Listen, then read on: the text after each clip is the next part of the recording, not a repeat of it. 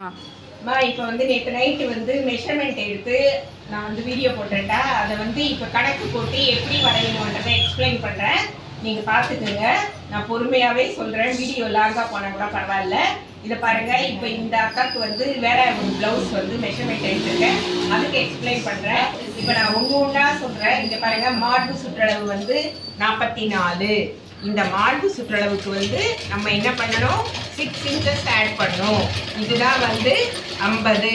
இந்த 50 வந்து நம்ம பாதியாக பிரிக்கிறோம். இதுதான் 25. இதை தான் நம்ம முதல்ல அளவு எடுத்து மடிக்க போகிறோம்.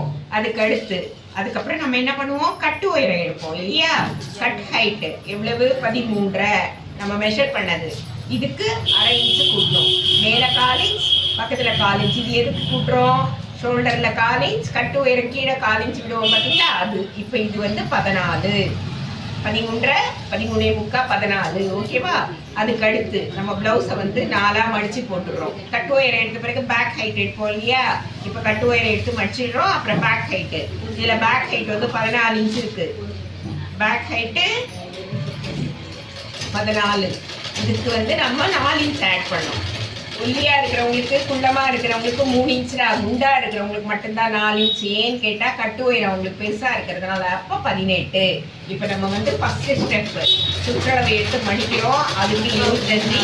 கட்டு உயரம் எடுக்கிறோம். அதுக்கு 14. பேக் உயரம் எடுக்கிறோம் 18. ஓகேவா. இதை புரிஞ்சுக்குங்க. நான் வந்து உங்களுக்கு நோட்ஸில் எழுதுனதை ஃபோட்டோ வைக்கிறேன் நான் வீடியோவில். அதுக்கப்புறமா நீங்கள் அதை பார்த்து நீங்கள் காப்பி பண்ணிக்கிங்க. இப்போ நான் இதை காப்பி பண்ணுறேன், அப்படியே எழுதுறேன். மார்பு சுற்றளவுக்கு 6 கூட்டணும்.